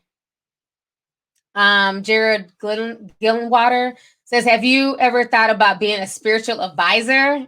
Thank you for the super chat. No, I'm not really big on advising people. You know, like I'll give advice, but I don't want to like advise people or, you know, change anybody's path in life. You know, I just rather like drop a few jewels. I don't think I'm up there to be giving people spiritual advice. But thank you though. Thank you. Aminata Demi says, T, read your emails. I want to sponsor your podcast as a small online business. Layla Lux Collection. Okay, thank you so much for the super chat. I appreciate it. So let's see here. Charlie Sheen and Heather Locklear abused Heather's daughters. Well, I know something was going on. Was that with his twins? Where like the kids had like a bunch of issues. They'd just be playing in feces and all types of mess. Denise Richards put everything out there during the divorce. She wasn't playing. Let's see here. Blondie Baby says, you're the only YouTuber where I can watch your live stream for this long and you keep my attention. You get down to the bottom of everything and I'm here for it. Thank you. Thank you so much for the super chat. I appreciate it. I'm glad I keep y'all's attention. I've been on here for a while now. It's already 11:30. I was only supposed to be on here for an hour. I've been on here for almost 2 hours. So, yeah, his twins had a lot of issues. A lot of issues. Anytime, like, kids are doing things like that, where they're playing with like, you know, bodily fluids and stuff like that, that's always a sign of some type of abuse because that's not normal at all. You know, so I don't know what those children were exposed to, but it was something because Denise Richards got the hell up out of there and took her daughters with her. So I don't know. Charlie Sheen, he's a special case. I just hope that Corey Feldman does not fail me with this documentary. Is it supposed to be on March 10th? Did we ever find out the date of the documentary's release? The specific date is on lovelyt.com. I just can't think of it right now. I'm just assuming it's March 10th, but I might be wrong. But it is on the website. Lovely T, you're a wonderful person. Get that beauty sleep. I know my voice is like getting low. I'm like so tired. This medicine, this Theraflu is kicking in. So I'm going to go ahead and get ready for bed, you guys. I need to start feeling better. But thank you so much for joining me tonight during this live stream. Thank you for, you know, coming through and spending the evening with me. I think we got a lot of stuff talked about. We accomplished a lot. We had close to 7,000 people in here. So we talked about a lot of stuff. So I'm glad. Okay, so it's March 9th. Okay, I was one day off. March 9th in the US, March 10th in the UK. Okay, at 11 p.m. Perfect. So all the information's on the website. If you guys want to know more about the Corey Feldman documentary, also make sure you guys go ahead and watch those documentaries that we talked about in this stream tonight. Baby Burlesque with Shirley Temple. And then there's also a documentary. Just put in Steven Spielberg, The Dark Side, and it should come up. So on that note, I'm going to go ahead and get ready to go. Before I leave, welcome, new member. I am Stacy Cornbread. Thank you so much for the membership. And then also welcome Honey Lemon. Thank you so much, Honey Lemon, for the super chat. I appreciate it. So thank you guys. I'm going to go ahead and log out of here and end the stream. You guys have a good night, and I will try and either do a podcast or a video. If I don't do one tomorrow, I will definitely do one on Saturday. So I'll talk to you guys later. Good night.